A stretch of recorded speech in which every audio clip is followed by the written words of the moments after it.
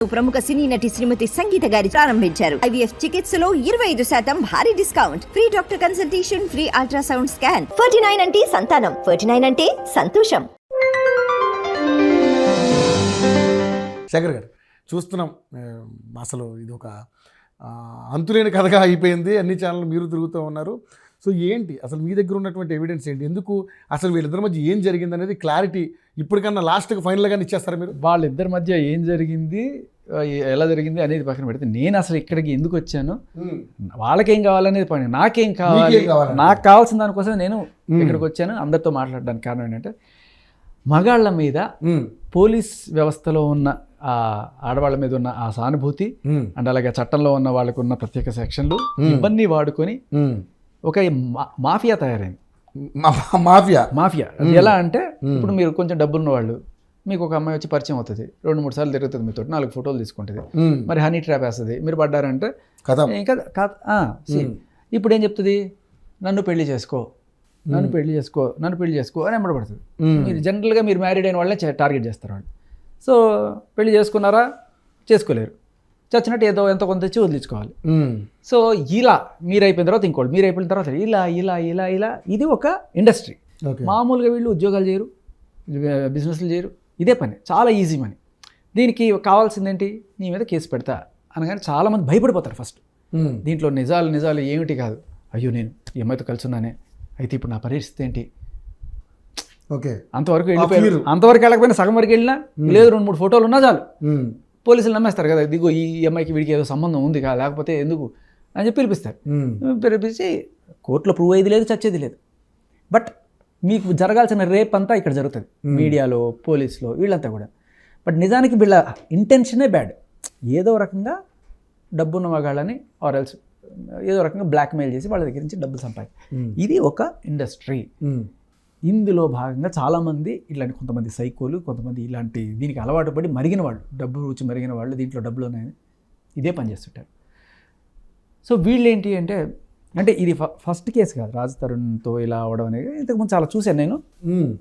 ఇక్కడ నేను ఇలా దీనికోసం పోరాటం, దీంతోపాటు తప్పుడు సెక్షన్లు కొన్ని దారుణంగా మనిషికి ఎంత ఇదిగా ఉంటాయంటే 493 కావచ్చు, ఆర్ఎల్స్ ఇప్పుడు సెక్షన్ 69 BNSలో ఒకటి వచ్చింది.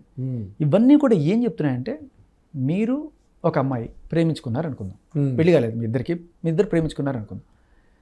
కొన్నాళ్ళు ప్రేమించుకున్న తర్వాత ఏదో మీకు ఆ అమ్మాయి నచ్చకో, లేకపోతే ఇంకోటో, లేకపోతే మీరు నిజంగానే వేరే అమ్మాయి మోజులో పడో, నాకు ఈ అమ్మాయి వద్దు, నేను వేరే అమ్మాయితో మూవ్ ఆన్ అయిపోతాను అన్నారనుకోండి, మీకు చాయిస్ లేదు, ఈ అమ్మాయి కేసు పెడుతుంది. అందులోనూ మీరు పెళ్లి చేసుకుంటారని మోసం చేశారని చెప్పి మీరు పాత ఫోటోలు ఏవో తీసుకెళ్ళి పెడుతుంది కేసు. ఆ పెళ్లి చేసుకున్నానని ప్రామిస్ ఆవిడ ప్రూవ్ చేసినా చేయకపోయినా ఫోటోలు ఉన్న కారణంగా ప్రైమా ఫేస్ ఎవిడెన్స్తో మీరు మీద కేసు పెట్టేస్తారు ఫస్ట్.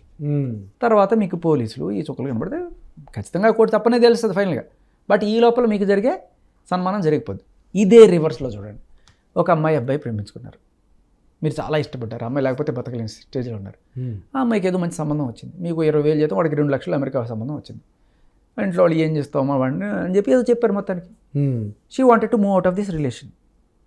లేదు రాబాయ్ నేను వెళ్ళిపోతాను, లేదు నేను చచ్చిపోతాను, నా వల్ల కాదు, నువ్వు లేకపోతే ఉండలేని, మీరు ఎన్నైనా చెప్పండి, she can move of, you can't question. పోలీసుల దగ్గరికి వెళ్ళి ఏదే పోరా అంటారు, నథింగ్ యూ కెన్ డూ. ఇది బీభత్సమైన దారుణం. లైక్ ఇప్పుడు రేప్ అనుకోండి, మగాడే ఆ అమ్మాయిని చేయగలడు, ఆడది మగాళ్ళు చేయలేదు, అది ఒప్పుకుందాం. కానీ ఇదేంటిది, ప్రేమ మనసు ఇద్దరికీ ఉంటుంది కదా, ఇద్దరు ప్రేమించుకున్నారు కదా, ఒకళ్ళు వెళ్ళిపోతేనేమో 10 ఏళ్ళు జైలు శిక్ష మళ్ళీ దీనికి. అదే ఆడవాళ్ళు చేస్తే తప్పే లేదు.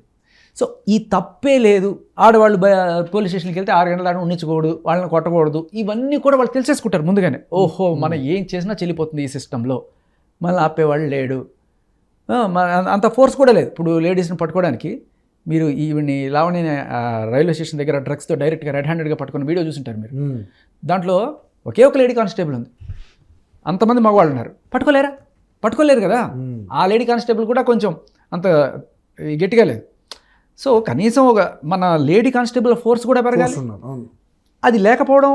అండ్ అలాగే వీళ్ళకి చట్టంలో ఉన్న కాస్త ఈ గౌరవజనం ఇవన్నీ కూడా వెరసి, అందరూ కాదు ఇలాంటి వాళ్ళు తెలుసుకొని దీంతో ఎలా ఆడుకోవచ్చు సిస్టమ్ తోటి కేసు పెడతా, ప్రతి దానికి నీ మీద కేసు పెడతా. నీ మీద కేసు పెడతా అని బెదిరించి మనుషుల దగ్గర నుంచి డబ్బులు గుంజడమే వీళ్ళ. అంటే వీళ్ళందరూ కూడా డబ్బు ఉన్న వాళ్ళని టార్గెట్ చేస్తారంటారా? ఖచ్చితంగా. సో మీకు గమనిస్తే